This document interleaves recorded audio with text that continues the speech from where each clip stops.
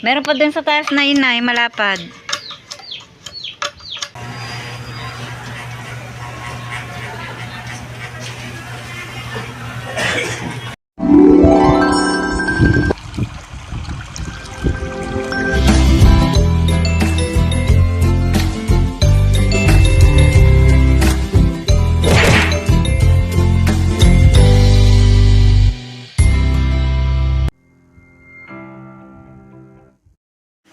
Good morning po mga kabrasa, panibagong vlog na naman po natin ngayon at si Camille po yun na naglalaban na naman at malamig pa rin po ang panahon ngayon, napakahangin na naman. At po si Camille, oh. Siya po yung naglalaban na uli at bukas po ay may pasok na po ulit sila, kaya yung pong ilang malibag ay nilalabhan na po at nang hindi po matambakan hanggang Sabado. Ito nga pong likod bahay ay natanggal na po ni Tatay Roman yung isang puno po ng kakawati din, kaya medyo po maluag na. At ang kulungan nga po ng rabbit ay nailipat na dito. Yan, andyan na po sila. At ako naman po ay hindi pa rin po tapos magwalis. At kanina po medyo masama po ang aking pakiramdam at nalulula na naman po. Kaya ako'y nagpahinga po muna. Nilipat po dito ang aming aso. Tsaka po ang aming yung pong nalimlim na manok na lumipad kahapon. Hindi na po yata bumalik din sa pugad. Yan, nakapagpakain na po si Tatay Roman bago po umalis yan. Nakapagpakain na po ng baboy. Sinundo po siya ni Aris at nagpapatulong po ng pamumutol ng ng kawayan doon po sa kanila. Gagamitin po doon sa ginawa pong pigirit. Mag-aalaga din po sila ng baboy. Hindi na nga po bumalik yung manok. Saan kaya nagpunta? At tutuloy ko po itong aking winawalisang ito. Napakabilis po ng hangin. Ang hirap magwalis. Nadadala po ng hangin pabalik ang ang damo. Magliliko muna ngayon ng mga sinampay. At mamaya po may isasampay na naman. Lilikumin ko na po itong mga nilabhan pong ito ni Camille.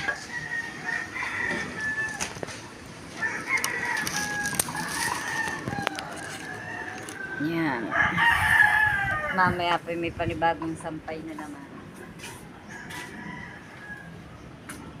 Hindi na po nawala ng sampay.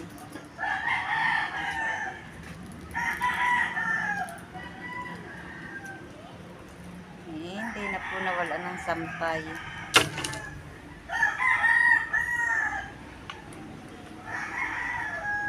Kailangan naman pong hindi maglaba. Maiipon ang labahin, mauubusan ang pansuot.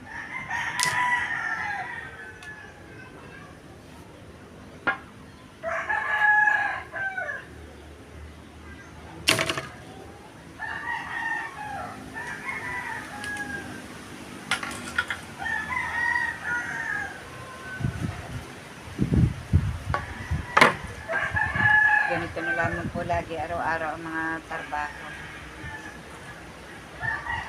Suot, laba, tiklop, balik-balik na lamang.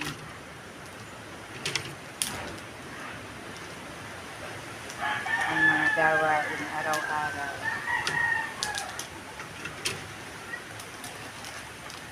Balik-balik na lamang ang mga gawain araw-araw. Shit. Naglikit mo muna natin ang hangit-likit ng hindi mga nakakalat. Bagay mamaya po gagamitin na po ulit arit. At ito pong mga nilikom ko, dadalhin ko po sa loob. Tinira ko na po yung tuwagang yun at yun po igagamitin mamaya pag naligo po si Tatay Roman. Akin lamang po itong dadalhin sa loob.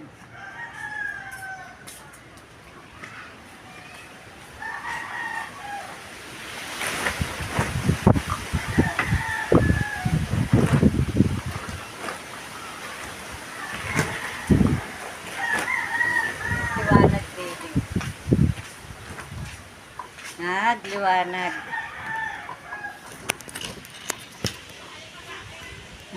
Wala na pong sampay. Mamaya meron na po ulit. Dapat pala doon inilagay ang sampayan. Pupunta po tayo sa kubo ni na Robilin. Ari palang patani ko po. Abot na din po pala din ang lago. At ang aking pong dragon fruit din sa lokban yan, may palibagong suloy po. Nakaabot na doon sa taas. Taas na ng ang liliit lang ng katawan niya. Ito ba'y abot pa sa... Wala na po pala itong hindi na po pala ito abot doon sa lupa. Naputol na. Naputol na po pala din Ibig sabihin din lamang po siya nakaano sa katawan ng lokban. Nakadikit. Pero nasuloy din. Galing. Galing ng dragon fruit.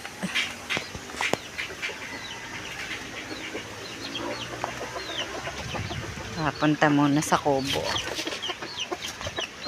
Lalaki na ng mga sisiw na aray. Pwede ng alpasan.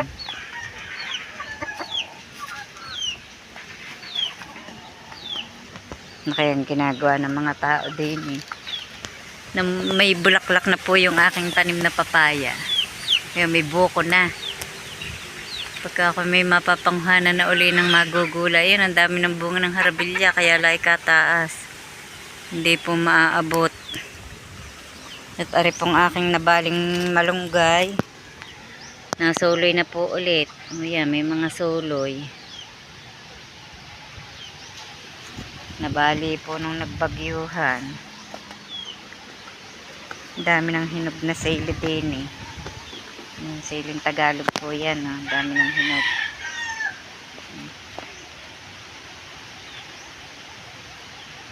Dami ng hinog. May talbos din.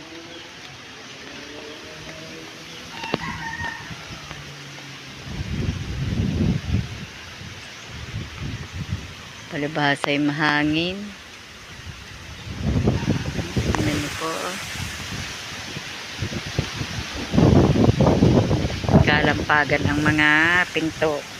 Masisira po ang mga pinto nasisibog po ng hangin ang mga panara.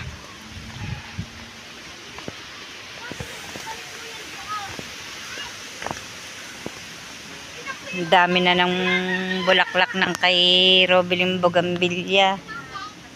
Ang dami na ng bulaklak ng kay Robilin Bougainvillea.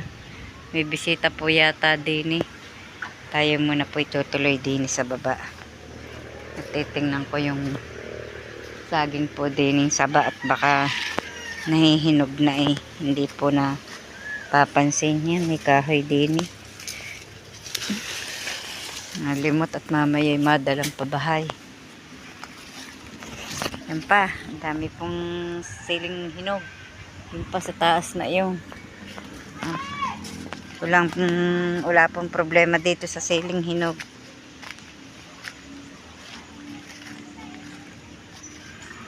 Ang kay kautol na miracle fruit, malaki na din. May mga suloy. Tanim po yan ni kautol nung sila po ay din pa nakatira sa kubo.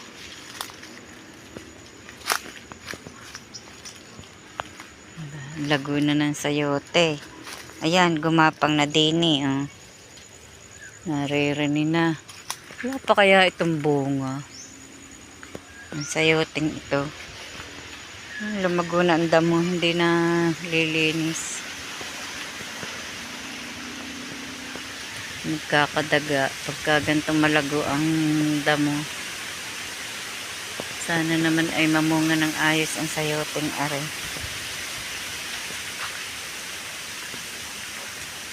Tinabuna ng ang sayote. ng hinalabas na damo. Papatayin.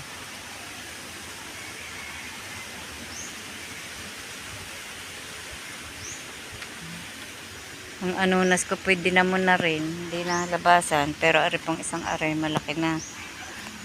Yun, kitang-kita ang saging. Matataba na. Siguro po mga February niya pwede na yung tibain. Ang saging na yan. Ang amin pong rambutan ay nabali ang sanga. Sa sobrang nga pong lakas ng hangin. Sayang. Wala pong mamumunga sa susunod na bungahan ng rambutan. Makakatikim po ng rambutan ay bibili. O, ayan po, oh. Dalawang sangang malaki ang nabali. Dalawang sanga ang nabali ng aming tanim na rambutan. Are po, rambutan din are. Kaya maliit pa, hindi pa po namumunga. May lokban, may avocado. Yan, malaki na ang puno ng bayabas. Pagkakampoy tagbungahan na ulit ang avocado. Yun po yung magandang bulaklak, oh. Nandito po ulit ako sa aming pinagbahayan, sa gubat.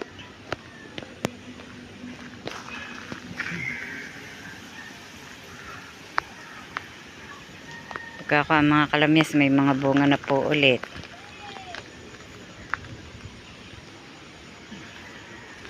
Mga ngahoy at ito pong palapa ng niyog nito, pwede po itong igatong makakuha. Ipunin natin para pagka yung nangahoy basta na lang ang tatalasin. Dahil po dito mga kakahoy, masipag ka lang mangahoy, hindi ka po mauubusan ng panggatong. Madami pong yan ang makakahoy yan pa, oh. Yun, makuha yung palapang yun. Ang amin pong ubi ayan, oh, ang dami po ng laman. Kaya lamang ito po ay medyo hindi po pwede pong kuhanin po ito. Yan, wala pong laman ito dahil ito po ay nagluno na. Lumaman na po sila ng panibago. Oh. Ito. Naglaman na po sila ng panibago. Yan po ang mga laman. Yan pong magugulang na yan. Yan po ay nagluluno. Naglalaman po yan ng panibago. Kaya ang dami na po ditong ubi, oh. Yan. Yan, oh. Laman na po yan panibago. Oh.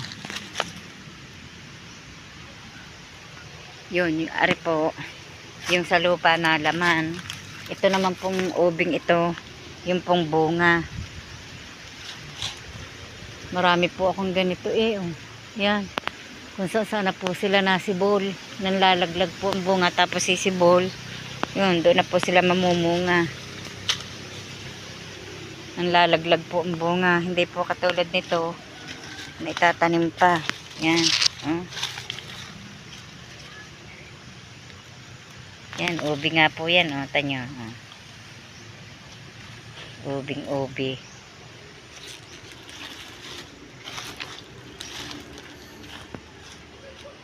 Marami pa din, eh. Doon po sa taas na yun, meron pa din. Hindi po lamang namin nahuhukay. Baka po ngayong mga Mayo. Tama po sa Mayo, mahuhukay po yan. Tapos na po yata labas si Camille. Ari na lang yata pag nasa dryer na ari. Kakunti naman po ang nilabhan. Yun po siya. Naibilad ko na po yung kanyang unang mga na-dryer. Tinutulungan ko na nga po at para hindi masyadong pagod. At yan po si Tatay Roman, dumating na po kanina. Tinulungan po si Aris putol po ng Taiwanak. Malapit daw po ang pinamatulan kaya sila ay madali. Kaya naririto na po uli. Po si Haleo nagbabike. Mag-ina po ni Robilyn. Tulog po si Sak. Si Luke. Kunin mo na kaya Tatay Roman yung isang kakao na iyon. Ay, mamaya na. Pailalim na po yata. Nagkakukunin ma. Ha? Nakukunin ma. Kukuha din daw po ng Taiwanak panghaligi po doon sa gagawing labahan. Baka po bukas magpunta na po ulit sa 13. May trabaho na po yata ulit.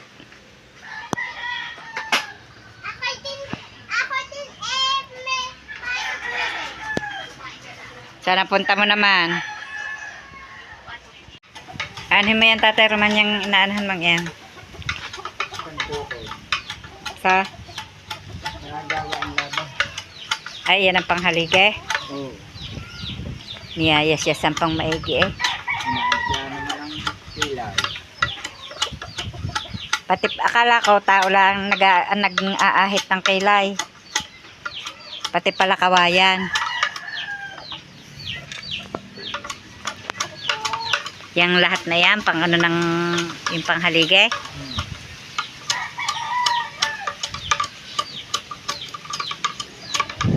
Anong isasahig mo?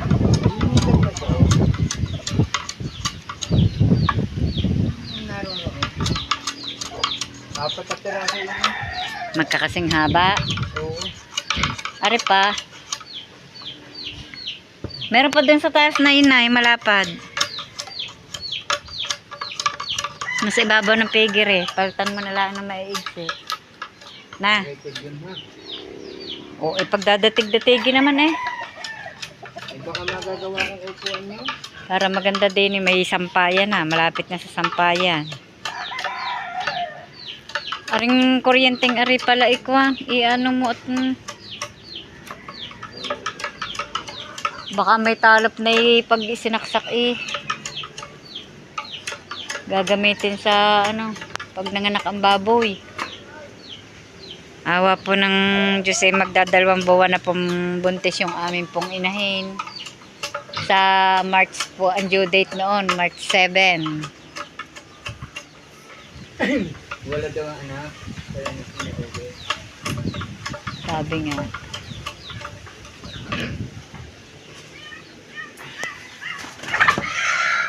Ikaw burnok talaga. Ay, ikaw ito Pare po ang aming ason si Bornok. Bornok! Namayat ka na eh. Ang lago ng balahibo sa buntot. Hindi naman. Ibinagayway din naman. Ibinagayway din naman ang kanyang buntot. Bornok!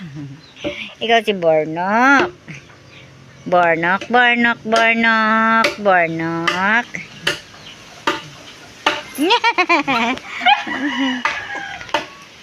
Gustong dumamba. Ay, ang buntot ko magkakadumi. Nainggit na naman si Luna. Nainggit na naman si Luna. mo, Luna. Bornok. Burnok. Ang ganda po ng higa ni Bornok, oh. Burnok.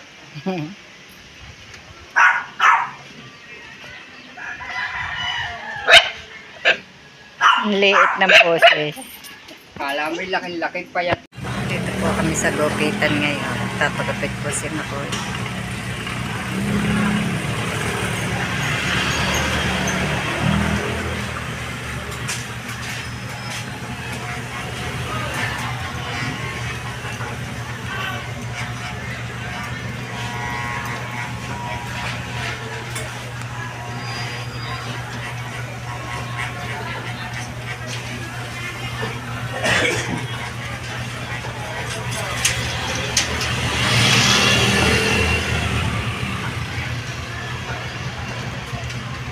Bablog niya.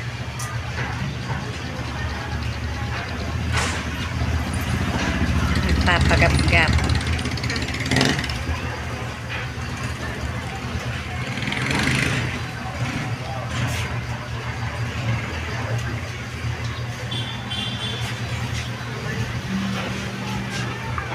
Dito po kami sa palengke ng Kalakal. Hindi na gagamit.